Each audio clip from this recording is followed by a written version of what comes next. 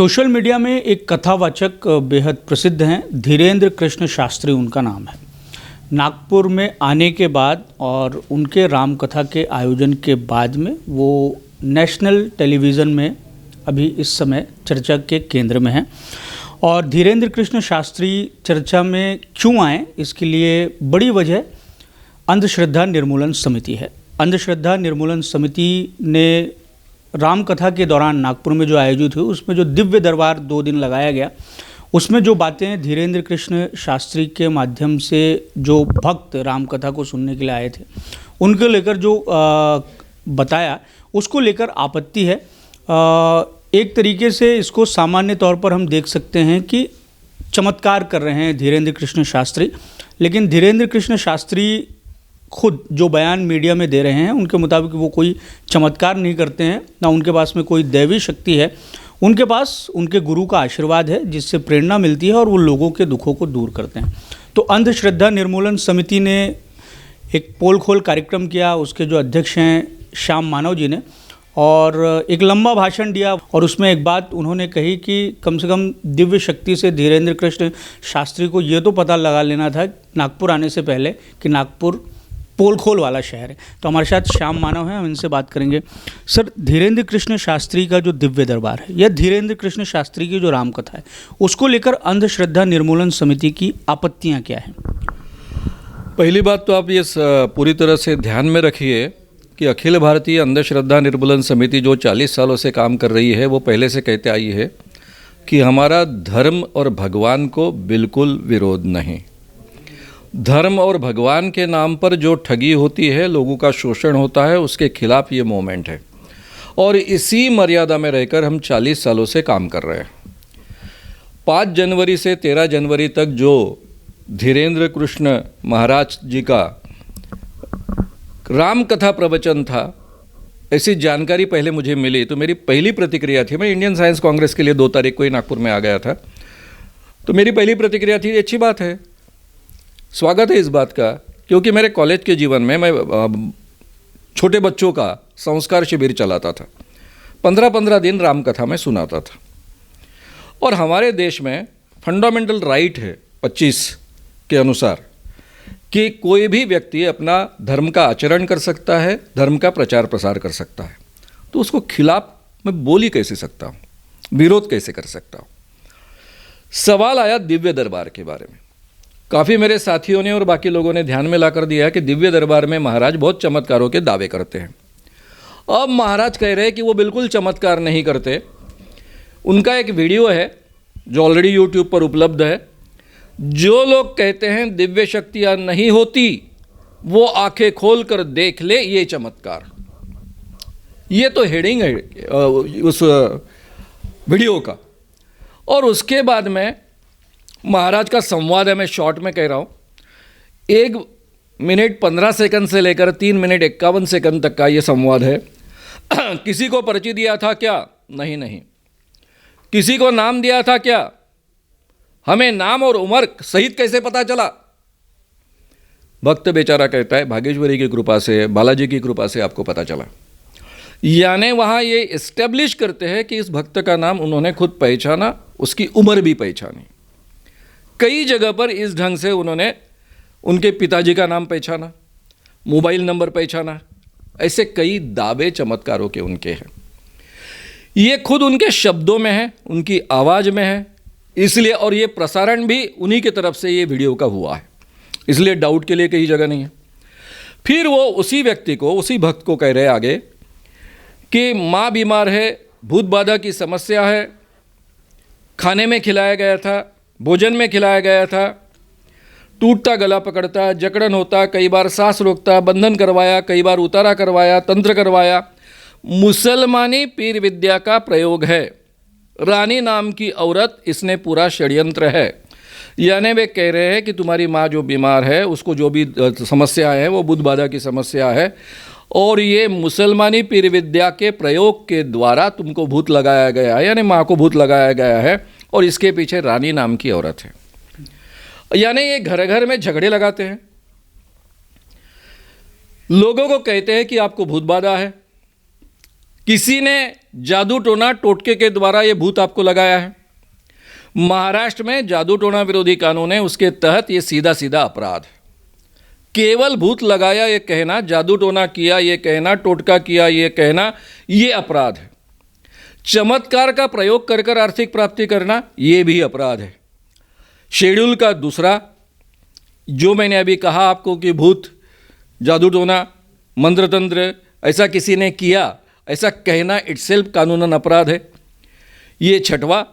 और यहाँ पर वो कहते हैं कि जकड़न होता, कई बार सांस रोकता, बंधन करवाया वगैरह वगैरह वगैरह, यानी उनको जो शारीरिक तकलीफें हो रही है उसके पीछे कोई अतिरिक्त शक्ति है जो हमारे कानून में लिखा है कि अगर कोई ऐसी अतीन्द्रिय शक्ति के द्वारा शारीरिक बीमारी हुई, ऐसा कोई कहता है तो वो कानूनन अपराध है। ये 8वीं अनुसूची में का 8वां हिस्सा है।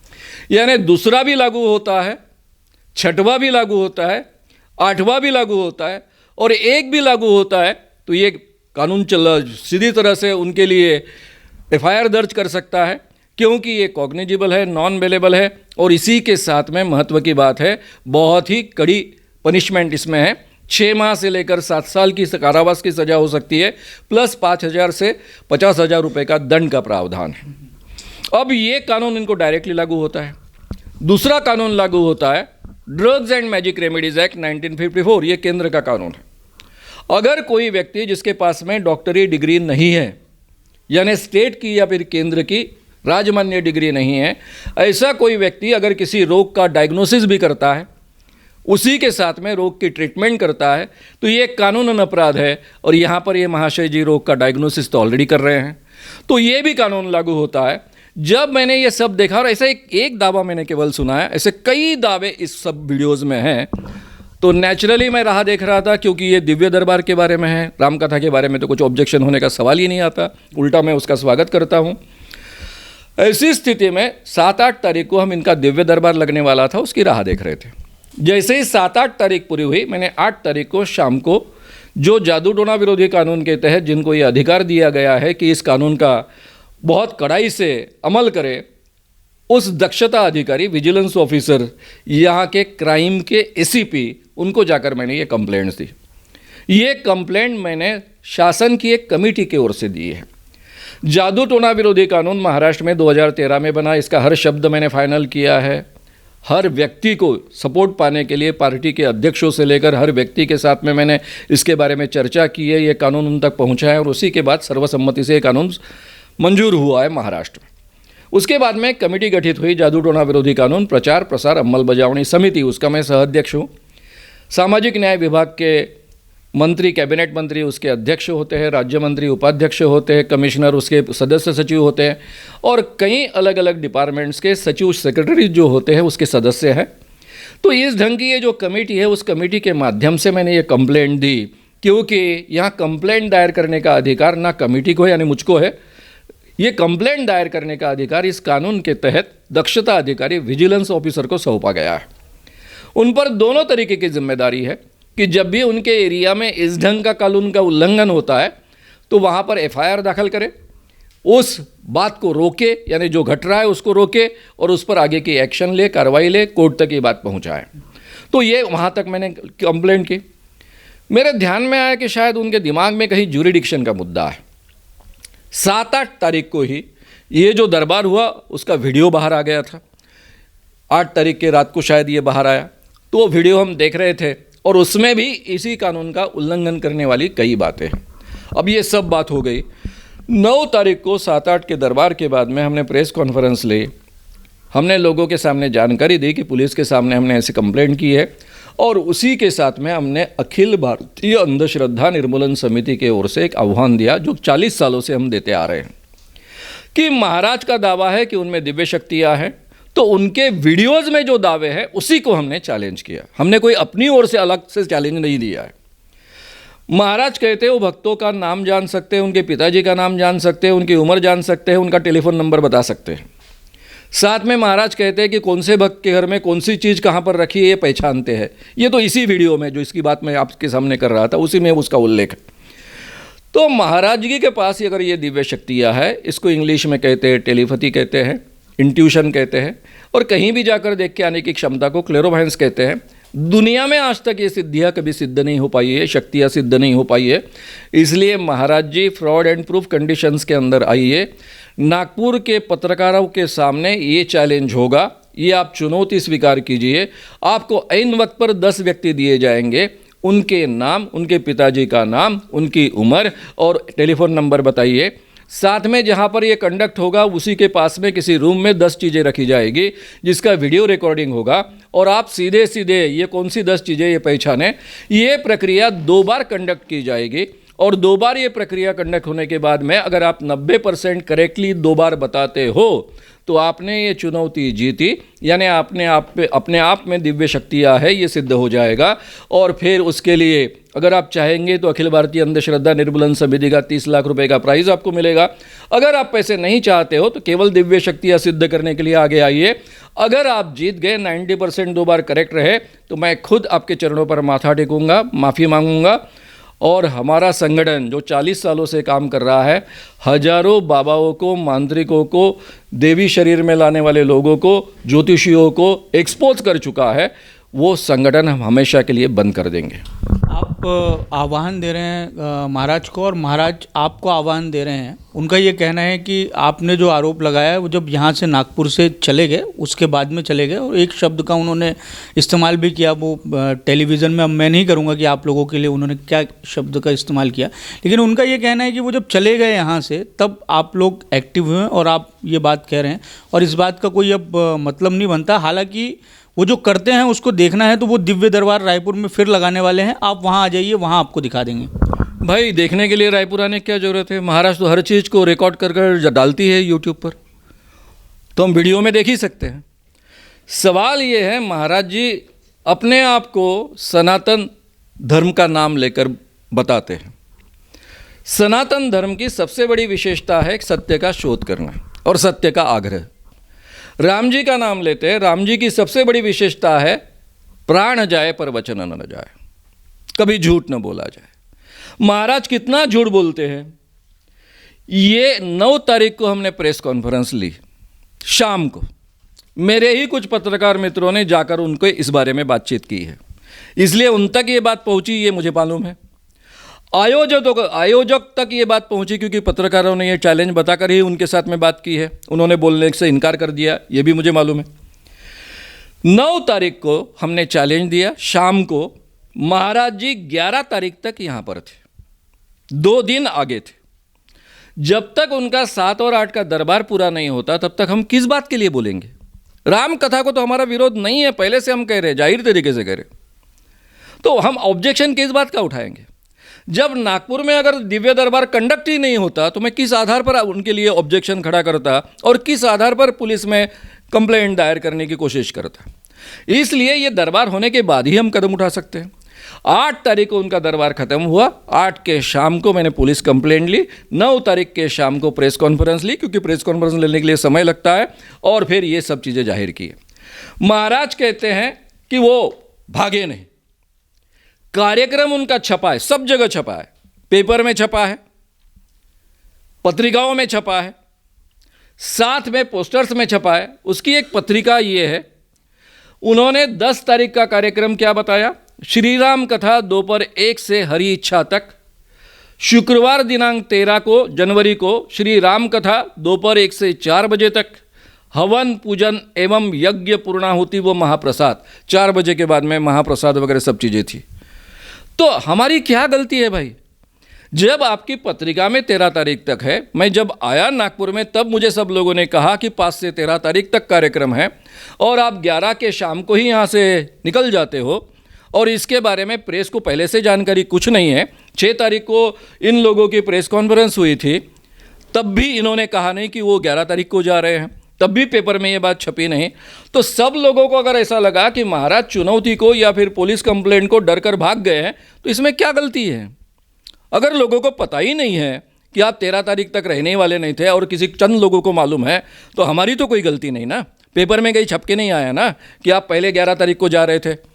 तो इसलिए हम लोग कह रहे हैं कि महाराज जी ये छोड़कर भाग गए हैं।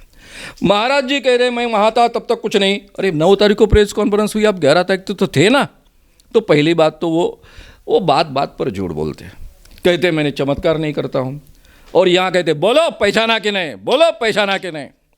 अब सवाल है आप लोगों का, यानी उन्होंने कहा, उन्होंने चुनौती दी कि रायपुर में आकर करो, इसलिए एक छोटा सा सवाल मैं आपके सामने खड़ा करता हूँ, फिर मैं यही प्रूफ दूंगा, उन्हीं के वीडियो का। ये वीडियो है बागेश्वर धाम सरकार का दिव्य दरबार जनवरी 2023 सुबह 9 बजे से, यानी 7-8 तारीख को जो दरबार हुआ उनका वीडियो उन्होंने प्रसारित किया। 2 घंटे 58 मिनट का ये वीडियो है। इसमें 1:40 से लेकर 1:56 यानी 1 मिनट 40 सेकंड से 1 मिनट 56 तक उन्होंने एक प्रयोग किया दिव्य शक्ति का। भक्त आया, उसको धीरे से पूछा तुम्हारे पिताजी का नाम क्या है? वो बोला शंकर लाल। थोड़ी देर बाद महाराज कहते तुम्हारे पिताजी का नाम शंकर लाल है? बोलो, माइक पर बोलो, नहीं तो हम तुम्हारे सारे कान खोल देंगे। अब बेचारा क्या करेगा? वो बोला हाँ मेरे पिताजी का नाम शंकर लाल है। यानी लोगों तक उन्होंने क्या पहुंचाया कि पिताजी का नाम शंकर लाल है, महाराज ने अपने दिव्य शक्ति से पहचाना। अब मुझे बताइए, रायपुर में हम जाएंगे, ये ऐसा भोंडा प्रयोग वो करेंगे, सब लोगों के सामने बोलेंगे, आप पत्रकार हो, 40-50 हज़ार भक्त मंडली वहाँ बैठी है, आप कह सकते हो आप झूठ बोल रहे हो? अभी आपने पूछा था शंकरलाल करके नाम है करके पिताजी का, और यहाँ दावा कर रहे हो, बोल सकते हो? बोलेगे तो लॉ एंड ऑर्डर की सिचुएशन क्रिएट हो जाएगी। इस वातावरण में चुनौती सिद्ध हो सकती है। ये जो दिव्य शक्ति का दावा वो करते हैं कि उनमें नाम पहचानने की, व्यक्ति की उम्र पहचानने की, पिताजी का नाम पहचानने की, टेलीफोन नंबर जानने की क्षमता है, घर में कौन सी चीज़ रखी है जानने की क्षमता है, ये बहुत बड़ी बात है, छोटी बात नहीं है। ये किसी भी व्यक्ति में क्षमता नहीं होती है, आज तक दुनिया में सिद्ध नहीं हो चुका है। इसलिए हमने साइंटिफिक तरीके से उन्हें चुनौती दी कि आप आइए, प्रेस कॉन्फ्रेंस नहीं, सारे पत्रकारों के सामने ये सिद्ध होगा। पंच कमेटी एक नेमी जाएगी, ये जो पंच कमेटी का चयन होगा उसमें तटस्थ व्यक्ति होंगे, ना हमारे होंगे ना आपके होंगे, शायद उसमें कुछ रिटायर्ड जजेस भी होंगे, और उनके सामने आपको आकर सिद्ध करना है। ऐन वक्त पर हम आपको 10 व्यक्ति आपके सामने रखेंगे, उनके नाम, उनके पिताजी का नाम, उनका मोबाइल नंबर और उनकी उम्र आपको बतानी है, और पास के ही कमरे में हम 10 चीज़ें रखेंगे, उसका वीडियो रिकॉर्डिंग होगा। आपको ये 10 चीज़ें कौन सी रखी है पहचानना है। ये प्रक्रिया 2 बार कंडक्ट होगी, पहली बार आप हारे तो भी दोबारा कंडक्ट होगी, जीते तो भी कंडक्ट होगी। हम आग्रह नहीं रखते कि आपने 100% सही बताना चाहिए, दिव्य शक्ति कोई गलती नहीं कर सकती, इसलिए 100% का आग्रह रख सकते थे। इसके बावजूद हम 10% छूट देने के लिए तैयार है। आप अगर 2 बार 90% करेक्टली कहेंगे तो हम मानेंगे कि आपने आह्वान जीत लिया है, और आपको सीधा सीधा 30 लाख रुपए का पारितोषिक अखिल भारतीय अंधश्रद्धा निर्मूलन समिति का मिलेगा। अगर आप कहते हो कि हमको पैसे नहीं चाहिए क्योंकि आपके पास बहुत पैसे हैं, तो पैसे को छोड़ दीजिए, केवल दिव्य शक्ति सिद्ध करने के लिए आप आगे आइए और सीधे सीधे दिव्य शक्ति सिद्ध कीजिए। 2 बार अगर आपका करेक्ट रहा तो मैं आपके चरणों पर माथा टेकूंगा, और 40 सालों से ये संगठन जो काम कर रहा है वो संगठन हम पूरी तरह से बंद कर देंगे, और आप पर मैंने जो भी आरोप किए, ठगी के आरोप किए, बाकी आरोप किए, उसके लिए भी मैं आपकी माफ़ी मांगूंगा। महाराज की तरफ से जो कथा का समय है उसको लेकर जो बयान आया है उसमें ये कहा गया कि उन्होंने सोशल मीडिया में अपनी जानकारी दी थी कि जो आगे में एक कार्यक्रम है उसके लिए वो कथा को जो है उसके समयावधि को कम कर रहे हैं। आप समिति जब से इस पूरे विषय को लेकर महाराज के खिलाफ एक्टिव हुई है, तो एक इस पूरे प्रश्न को सनातन धर्म और हिंदू धर्म के आस्था पर हमले के तौर पर देखा जाने लगा है, उसको लेकर आंदोलन भी होने लगे हैं, प्रदर्शन भी होने लगे हैं। इस सवाल को, इस सिचुएशन को आप किस तरीके से संबोधित? हम 40 सालों से काम कर रहे हैं, और हमारी शुरुआती ये समिति की मोटो की कि हम धर्म और भगवान के खिलाफ नहीं, लेकिन धर्म और भगवान के नाम पर जो लोग ठगी करते हैं, तो ठगी करने वाले लोग किस काम का फायदा उठाएंगे? भगवान का नाम लेंगे, धर्म का आधार लेंगे, उसके बिन वो जिएंगे कैसे? वो ठगी तो उसी के आधार पर करते हैं ना। तो इसलिए उनका ऐसे आरोप करना स्वाभाविक है।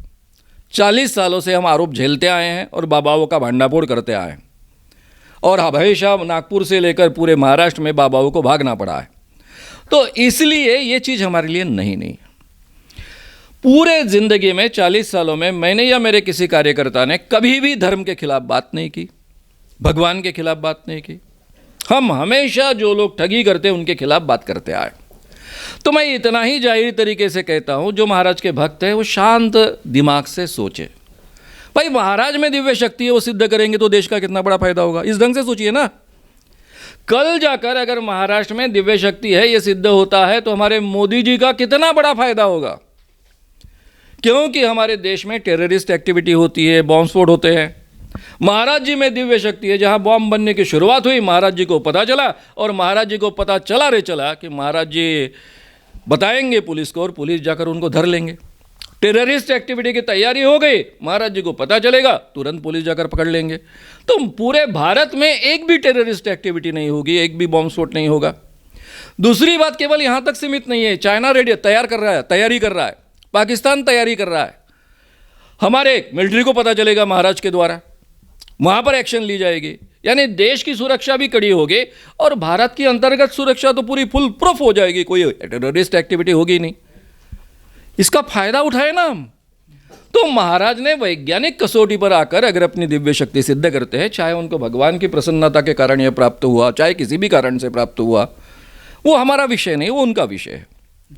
वो अगर सिद्ध कर देते हैं तो केवल हमारा मुंह बंद नहीं होगा, भारत का कितना भला होगा, मोदी जी का कितना भला होगा। इस ढंग से इस बात को सोचना चाहिए। ये विनंती मैं सभी भक्तों को करूंगा और महाराज को आह्वान करूंगा। महाराज जी, आप नागपुर में आए, इसलिए आपको चैलेंज दिया गया। ये चैलेंज नागपुर में ही कंडक्ट होगा। नागपुर में ऐसा सुरक्षित वातावरण की परंपरा है। नागपुर में बड़े बड़े परिसंवाद हुए हैं अलग अलग विचारधाराओं के, और नागपुर में आपको मानने वाले काफ़ी लोग हैं। इतना ही नहीं तो खुद महाराष्ट्र के जो गृह मंत्री है, उप मुख्यमंत्री है और नागपुर के पालक मंत्री है, वो भी आपको मानते हैं। इसलिए आपको बहुत आदर सम्मान यहाँ मिलेगा। आप यहाँ आइए, सब लोगों के सामने, पत्रकारों के सामने, जिन पत्रकारों में आपके भी विचारों के काफ़ी पत्रकार हैं, इसलिए वो भी सपोर्ट आपको मिलेगा। उन सब के सामने कोई भी बदमाशी न हो, इस ढंग के वातावरण में आप अपनी दिव्य शक्तियाँ सिद्ध कीजिए। हमारा मुंह भी हमेशा के लिए बंद कीजिए और देश का सबसे बड़ा फ़ायदा करा दीजिए, मोदी जी का भी फ़ायदा करा दीजिए। ये बात मैं सामने रखूँगा। और महाराज जी कृपया भक्तों के भक्ति के पीछे या फिर धर्म के पीछे अपनी ठगी ना छुपाए। आप कह रहे हैं कि वो ठगी कर रहे हैं, लेकिन महाराज की तरफ से जो बयान आ रहा है, उनका कहना है कि पैसे, संपत्ति, इससे उनका कोई मोह नहीं है, और जो चीज़ें उनके पास में आती हैं दान धर्म दक्षिणा के माध्यम से, उसका वो समाज के लिए इस्तेमाल करते हैं। तो वो अपने लिए तो कुछ रख ही नहीं रहे हैं। और जो आयोजन समिति है नागपुर की, उसमें भी बहुत बड़े बड़े लोग थे, वो भी अब समिति के ऊपर में आरोप लगा रहे हैं कि आप लोग उनके चले जाने के बाद में एक्टिव हुए हैं, और इस तरीके के आरोप लगा रहे हैं। शायद बाबा ऐसा बोले तो मैं एक बार समझ भी सकूं कि शायद उनको नहीं पता चला, लेकिन आयोजन समिति को 9 तारीख के प्रेस कॉन्फ्रेंस की बात नहीं पता चली 11 तक। ये इस पर आपका विश्वास है, जबकि मेरे पत्रकार मित्र खुद मिलकर आए हैं। तो ये बातों को छोड़ दीजिए। मैं कोई आर्थिक आरोप नहीं करना चाहता। पुलिस के पास मैंने जो 1000 रुपये की रिसीट है वो जमा की है। यानी इस आयोजन में दिव्य दरबार में अगर आपको पर्ची लगानी है तो उसका रजिस्ट्रेशन करना था, उसके 1000 रुपये लेते थे। उसके बारे में मेरे कोई ऑब्जेक्शन नहीं है। मैं केवल कानून की प्रक्रिया पूरी करने के लिए वो 1000 रुपये की रसीद वहाँ जमा की। चमत्कार का प्रयोग प्रदर्शित कर कर आर्थिक प्राप्ति करना ये कानून है, इसलिए वो जमा की। मेरा कोई आर्थिक आरोप भी नहीं है और कोई भी आर्थिक हरकत भी नहीं है। आप इतना बड़ा आयोजन करते हो, उसके लिए पैसा इकट्ठा करना पड़ता है, उसके अलग अलग ढंग हो सकते हैं, उसके बारे में मुझे कुछ कहना नहीं। मैं आर्थिक यानी आप आर्थिक ठगी कर रहे हो ऐसा नहीं बोल रहा हूँ। आप लोगों के विश्वास की ठगी कर रहे हो। लोगों को लगता है कि आप में दिव्य शक्तियाँ, इसलिए आप पहचान सकते हो। ये बहुत ही, इसको पैरानॉर्मल चीज़ें बोलते हैं, पैरासाइकोलॉजी में ये बहुत महत्व की चीज़ें हैं। ये आध्यात्मिक शक्तियाँ आप में हैं, जिसको अंतर्ज्ञान कहते हैं। ये अंतर्ज्ञान की शक्ति अगर सिद्ध होती है तो हमारे देश का भी भला होगा, पूरे दुनिया में नाम होगा। क्योंकि आज तक ये चीज़ कभी भी वैज्ञानिक कसौटी पर सही तय नहीं हो पाई है, सिद्ध नहीं हो पाई है। ये पहला अवसर होगा, बाबा जी ये सिद्ध करेंगे। तो इसलिए पूरे दुनिया का मुंह बंद करने के लिए, मेरा भी मुंह बंद करने के लिए, इतना ही नहीं तो भारत का और मोदी जी का भला करने के लिए वो आगे आए और सिद्ध करें। अब आपसे थोड़ा सा एक वैज्ञानिक दृष्टिकोण से जुड़ा हुआ सवाल है। आपने जो वसंतराव देशपांडे सभागृह में भाषण दिया, भट्ट सभागृह में जो भाषण दिया, और उसमें कई सारी चीज़ें आपने बताई। आपके जीवन के शुरुआती यात्रा के बारे में भी आपने बहुत विस्तार से बताया, और इस तरीके की जो चीज़ें हैं उससे आपका किस तरीके से रुझान रहा, जुड़ाव रहा, फिर आप उससे किस तरीके से निकले, इसके बारे में बताएं। तो इस तरीके के चीज़ों में अगर आप ये मान रहे हैं कि ये ढोंग है, तो जो लोग इसमें आपके शब्दों के हिसाब से अगर माने कि फंस रहे हैं या कोई महाराज बाबा ठगी कर रहा है, तो ये जो पूरी प्रक्रिया है इसमें मनोवृत्ति किस तरीके से रहती है? कौन आदमी का ज़्यादा इसमें फंसने की संभावना रहती है और क्यों इस तरीके की घटनाएं होती हैं? नहीं, किसी भी मनोवृत्ति का व्यक्ति इसमें जब फंस सकता है उसका अगर पहले से विश्वास, जैसे हम बचपन से पलते बढ़ते हैं, हम पर जो संस्कार होते हैं, स्कूल कॉलेजेस में अगर उसी ढंग से संस्कार होते हैं, तो हमारे दिन में एक बहरी बात बैठ जाती है कि धर्म के लिए कोई भी विज्ञान के नियम लागू नहीं होते। आध्यात्मिक चीज़ें ये हमेशा विज्ञान के परे होती है, यहाँ वहाँ कोई नियम नहीं लागू होते।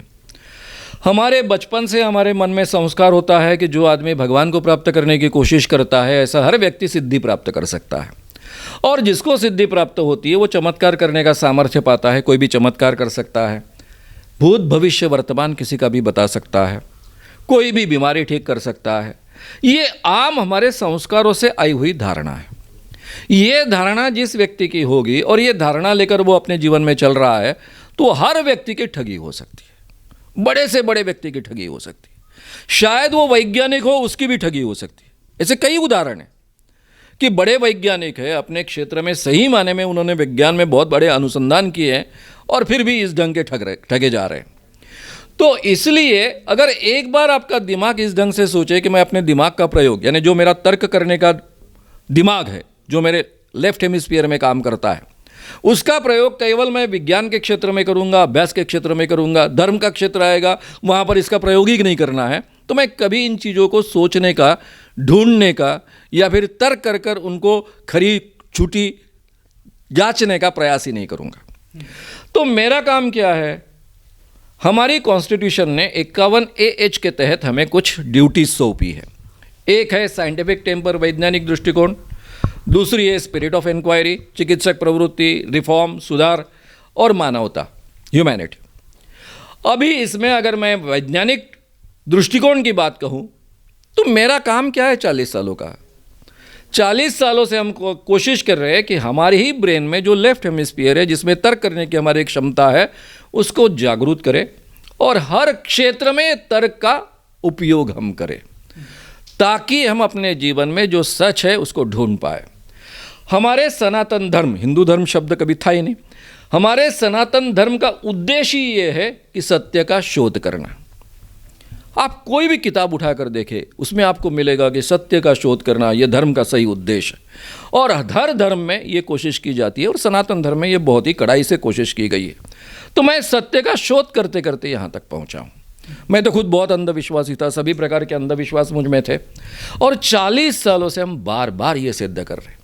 आप कल्पना कीजिए, 40 साल का एक संगठन है, कई हजार बाबाओं का, तांत्रिकों का, इन ढंग के लोगों का हमने भांडाफोड़ किया, एक्सपोज किया है, और एक भी बार पराभव नहीं हुआ। एक भी बार अगर हमारा पराभव होता तो हमें संगठन बंद कर घर में बैठना पड़ता, क्योंकि एक भी अपवाद यहाँ नहीं चल सकता है। तो कल्पना कीजिए कि हम कितने सत्य के आग्रही हैं। तो ये सत्य का आग्रह हम यहाँ पकड़ रहे हैं। दूसरी महत्व की बात, मैंने खुद अपने जीवन में जो भुगता है, मेरे फैमिली ने भुगता है। कल्पना कीजिए, मेरे पिताजी विनोबा जी के एक ज़माने में सेक्रेटरी थे, साम्योग नाम का उनका जो साप्ताहिक था उसके संपादक थे, एक बहुत बड़े किसान थे, ज्ञानेश्वरी का वो निरूपण करते थे, इसलिए उनको बहुत विद्वान माना जाता था, और हर बाबा के भक्त थे, चमत्कार मानते थे। मेरी किताब है बुवाबाजी बड़ी स्त्रियांचा, उस किताब में मैंने विस्तार से लिखा है कि मेरे पिताजी जिंदा थे तब उनका श्राद्ध किया गया। मेरे घर में करीबन 100 लोग खीर वगैरह जो खा रहे थे श्राद्ध की। माँ से पूछता हूँ तो माँ चिढ़ती और बोलती तेरा धार्मिक घर में ध्यान नहीं रहता है, तेरे पिताजी का श्राद्ध चल रहा है। मेरे समझ में नहीं आ रहा था, पिताजी वहाँ बैठे हैं खीर खा रहे हैं, उनके बाजू में वो विद्यानंद स्वामी बैठा है, वो भी खीर खा रहा है, और माँ कह रही है कि तेरे पिताजी का श्राद्ध है। क्योंकि श्राद्ध तो आत्मा का होता है, पिताजी तो जिंदा है। फिर मेरी माँ कहती है कि तेरे पिताजी मरने वाले थे, महाराज जी ने बचाया, टोटके से वो मरने वाले थे, जादू टोना टोटके से उनको बचाया, इसलिए जो मरने वाली आत्मा थी उसको तृप्ति हो रही है। अब उन दिनों में मेरा दिमाग बहुत रैशनल नहीं काम करता था, इसके बावजूद मुझे वो समझ भी नहीं आ रहा था, पिताजी जिंदा है, आत्मा उनके अंदर में है, मरने वाली आत्मा, उसका कैसा का तृप्ति हो सकती है। मेरे दिमाग में हलचल पैदा हो गई। इस वातावरण में मैं पला बड़ा हूँ, ये सब मैंने भुगता है, मेरे फैमिली ने भुगता है। जब मुझे पता चला कि ये सब झूठा है, तो मुझे लगा कि मेरे फैमिली ने और मैंने जो भुगता है वो मेरे भाइयों बहनों ने और बाकी मेरे साथियों ने नहीं भुगतना चाहिए। और इसलिए मैंने ये मोमेंट 1982 में दिसंबर में शुरू की और तब से 40 सालों से हम ये काम कर रहे हैं। इसका उद्देश्य ही है लोगों का वैज्ञानिक सोच को बढ़ाना। जो मोदी जी ने इंडियन साइंस कांग्रेस में कहा, उन्होंने कहा कि भारत में यानी वैज्ञानिक सोच होनी चाहिए और वैज्ञानिक सोच को बढ़ावा देने के लिए हमने बच्चों को चुनना चाहिए, उनको सिलेक्ट करना चाहिए और ऐसे बच्चों को इस ढंग से उनको प्रोग्रेस करना चाहिए कि उसमें से वो वैज्ञानिक बने। तो वैज्ञानिक सोच को बढ़ावा देना ये मेरा काम है। और धीरेन्द्र शास्त्री आह्वान जीतते हैं तो ये बात ही पूरी तरह से ख़त्म हो जाएगी, लेकिन धीरेन्द्र शास्त्री अगर आह्वान नहीं जीतते हैं तो भी मेरा काम तो मैं कर ही रहा हूँ। पूरा भारत सोचने लग गया इस बहाने, सही माने में दिव्य शक्तियाँ होती है कि नहीं, चमत्कार होते हैं कि नहीं। आपने पहले इतने सालों में, टीवी से आपका भी संबंध है, मेरा भी संबंध है, इतने सालों में कभी चमत्कारों पर बहस सुनी है? पहली बार भारत में, पूरे भारत में ये बहस छिड़ गई है। जो मेरा काम है वो बहुत ताकत से मैं कर रहा हूँ और लोग सोचना शुरू करें। इतना मुझे मालूम है कि एक बार सोचना शुरू करेंगे तो अंधविश्वास धीरे धीरे छोड़ देंगे। अच्छा, आप कह रहे हैं कि आप धर्म के खिलाफ नहीं हैं, तो धार्मिक मान्यताओं का जो आधार है वो एक अदृश्य शक्ति के विश्वास से जुड़ा हुआ है। तो आपसे सवाल इस तरीके का है कि धर्म की प्रैक्टिस किस तरीके से होनी चाहिए? ये श्याम मानव के लिए धर्म की प्रैक्टिस का आधार क्या है, उसका मूल क्या है? महाराष्ट्र में ये कहना बहुत आसान होता है, क्योंकि महाराष्ट्र में एक संतों की परंपरा है। संत ज्ञानेश्वर, संत तुकाराम, संत नामदेव से ज्ञानेश्वर, नामदेव, तुकाराम, एकनाथ, बाद में आते हैं सही माने में आज के गाडगे महाराज और तुकडोजी महाराज। इन संतों ने अंधविश्वास के खिलाफ बहुत ही ताकत से काम किया। संत ज्ञानेश्वर 700 साल पहले कह चुके हैं, योग याग विधि येणे नभे सिद्धि, वायाची उपाधि दंभधर्म। योग करने से या फिर कोई भी विधि करने से किसी को सिद्धि प्राप्त नहीं होती, यानी चमत्कार करने का सामर्थ्य प्राप्त नहीं होता है। ये सब झूठी पदवियाँ है, ये दंभ धर्म है, झूठा धर्म है। मंत्रची वैरी मरे तर का बांधावी कट्यारे। मंत्र से अगर दुश्मन को मारा जा सकता था तो कोई भी शूर पुरुष अपने कमर में कट्यार क्यों लटकाएगा, तलवार क्यों लटकाएगा? ये सवाल उन्होंने 700 साल पहले उठाए। तुकाराम महाराज जी इसमें तो बहुत ही आक्रामक तरीके से सभी चीज़ों पर प्रहार करते हैं। नवसे कन्या पुत्र होती तरका करने लगे पति, एक ही अभंग मैं सुना रहा हूं उनका। अगर नवस बोलने से, मन्नत मांगने से पुत्र होता तो कोई भी स्त्री को शादी करने की क्या जरूरत थी, पति करने की क्या आवश्यकता है? ये सवाल उन्होंने 400 साल पहले उठाया। गाडगे महाराज से लेकर तुकडोजी महाराज तक यही रैशनल बातें लोगों को समझाते रहे, जाति व्यवस्था तोड़ने का काम करते रहे। सीधी सी बात है, ये सभी धार्मिक लोग थे, इनमें से कोई भी अधार्मिक नहीं माना जाता है। महाराष्ट्र की ये वारकरी संप्रदाय की परंपरा है। गाडगे महाराज लोगों को किस ढंग से समझाते थे जाति व्यवस्था के बारे में? सवाल पूछते थे, भाई तू कौन है? लोग कहता था मैं धोबी हूँ। तू कौन है? मैं महार है। तू कौन है? मैं बामन हूँ। महाराज कहते थे ये धोबी है, इसको भी 2 पैर, ये महार है, इसको भी 2 पैर, और ये बामन है, मुझे लगा ये ऊंची दर्जे का है तो इसको 4 पैर होंगे, इसको भी 2 पैर। अरे भाई, हर व्यक्ति को 2 पैर है, 2 कान है, 2 हाथ है, 2 आंखें हैं, 1 नाक है। ये जातियां ईश्वर ने नहीं निर्माण की। अगर ये जातियां ईश्वर ने निर्माण की होती तो हर एक को अलग अलग पैर, अलग अलग हाथ, अलग अलग नाक देते। ये जातियां हम इंसानों ने तैयार की है। ये जातियां झूठी है। हमारी जात कौन सी है? आज के बाद मैं पूछूंगा तो क्या कहोगे? मैं मानुस हूं, मैं मानुस हूं। ये ऑलरेडी संतों ने हमें सिखाया है। चमत्कार के बारे में एक छोटा सा अनुभव मैं आपको बताऊंगा। गाडगे महाराज का एक छोटा सा प्रसंग है, बहुत ही सुंदर प्रसंग है। इसलिए पिंडदान का कार्यक्रम चल रहा था, गाडगे महाराज जाकर पूछते हैं, भटजी बुआ ये भात खाऊं क्या? वो चिढ़ गए, बोले ये पिंड है जो मर गए उनके पिताजी के लिए रखा है, स्वर्ग में ये जाकर मंत्र बोलने से पहुंचता है। तो गाडगे महाराज गए नदी के पात्र में और पानी उछालने लगे, लोगों के शरीर पर पानी उछलने लगा, लोग चिल्लाने लगे, क्या कर रहा है रे गधे आदमी, पागल आदमी। गाडगे महाराज नहीं, बोले मैं अपने खेती में पानी दे रहा हूँ। तेरा खेत कहाँ है रे? है अमरावती जिले में 400 मील दूर। लोग बोलने लगे कि तू खेत को पानी हाथ से दे रहा है, 10 फीट जाएगा, 15 फीट जाएगा, 400 मील दूर कैसा जाएगा? गाडगे महाराज बोलते, भटजी बुआ कहते कि उन्होंने मंत्र कहा, मंत्र बोला तो उनका पिंड यानी भात करोड़ों मील दूर स्वर्ग में जाकर पहुंचता है, तो मैं भी भगवान का नाम लेता हूँ, 400 मील दूर पानी भेजता हूँ। इस ढंग से लोगों की बुद्धि उन्होंने जागरूक की है। ये धार्मिक लोग हैं सही में। स्वामी विवेकानंद, भारत के यानी महाराष्ट्र के बाहर के, उनसे सवाल पूछा गया भगवान के बारे में आपका क्या मत है? वो बोले भगवान उन्हीं की मदद करता है जो खुद की मदद करता है, यानी भगवान आपकी मदद भी नहीं करता, आपका नुकसान भी नहीं करता। क्या आपको ऐसा कहना है कि विवेकानंद अधार्मिक थे या फिर गाडगे महाराज और ये सब परंपरा संत ज्ञानेश्वर अधार्मिक थे?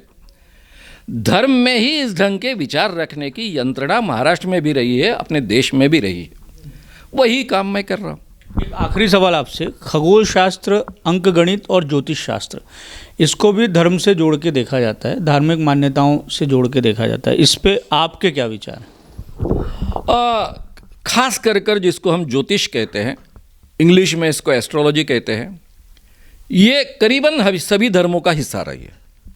क्रिश्चियनिटी का भी हिस्सा रहे, मुस्लिम धर्म का भी हिस्सा रहे, क्योंकि इसकी ईजाद ही कुछ लोगों को मार्गदर्शन करने के लिए हुई। जैसे हम समुद्र में प्रवास करने लग गए, पहले हम दिशा किस आधार पर निश्चित करते हैं? सूरज के आधार पर। रात में कभी चांद होता है, कभी नहीं होता है, किस आधार पर करेंगे? 24 घंटे प्रवास करना है। जहाँ पर रेत ही रेत होती है, जिसको हम रेगिस्तान कहते हैं, वहाँ पर भी कोई आधार नहीं होता, जिसके आधार पर रात भर तो चलना पड़ता है, क्योंकि रात को ही चलना आसान होता है। तो रात भर कैसे चले, दिशा कैसे निश्चित करें?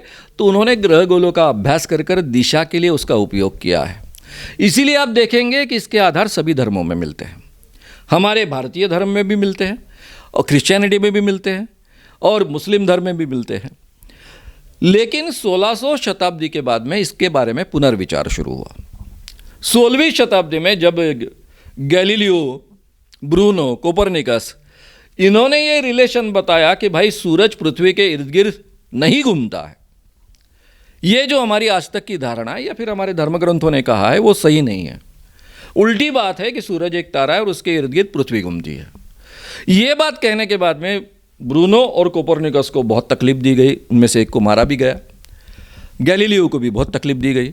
लेकिन धीरे धीरे ये विचार होते गया कि गैलीलियो इतना बड़ा साइंटिस्ट गलत कैसे हो सकता है, क्योंकि उसने ड्यूक फर्डिनांड की एक कुंडली रखी थी। ये सब लोग कुंडली लगाते थे उन दिनों में, और ये कुंडली गलत साबित हुई। उन्होंने कहा था ये दीर्घ समय जिएगा, और जल्दी मर गया, 15 दिन में ही मर गया। तो सब यूनिवर्सिटीज़ में इसका स्टडी होता था कि गैलीलियो गलत कैसा हो सकता है, इतना करेक्ट गणितज्ञ आदमी कैसा गलत हो सकता है। और फिर धीरे धीरे ये विश्वास पनपते गया या अभ्यास के आधार पर कि जो हम गणित करते हैं ग्रहगोल शास्त्रों का, उनके गति का, वो सही होता है, लेकिन उसके आधार पर जो भविष्य कहा जाता है वो सही नहीं होता है। और फिर 20वीं शताब्दी में ये दो सेपरेट चीज़ें हुई। एस्ट्रोलॉजी सेपरेट है, एस्ट्रोनॉमी सेपरेट है। एस्ट्रोलॉजी में जितना साइंस था वो सबका सब एस्ट्रोनॉमी में उठा लिया हमने।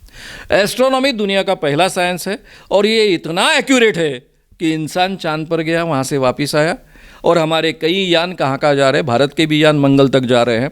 तो कहने का मतलब वहाँ तो फ्रैक्शन ऑफ सेकंड की भी गलती होगी तो हमारा यान कभी पहुँच नहीं पाएगा, इतनी एक्यूरेसी उसमें है। और जो बचा हुआ कचरा था उसको एस्ट्रोलॉजी कर उन्होंने फेंक दिया है। इसलिए आपको कोई भी साइंटिफिक डिसिप्लिन के अंदर एस्ट्रोलॉजी सिखाई नहीं जाती दुनिया में, जबकि पहले एस्ट्रोलॉजी गणित का हिस्सा था, और इन सभी एस्ट्रोलॉजर्स को पूरे दुनिया में गणितज्ञ कहा जाता था। तो वो अभी सेपरेट हो चुका है। ये सभी विषयों के बारे में हुआ। जैसे विचक्राफ्ट थी, उसमें से आज का मेडिकल साइंस पैदा हुआ है। अल्केमी थी, हम सोना ढूंढने की कोशिश करते थे, उसमें से केमिस्ट्री डेवलप हुई है।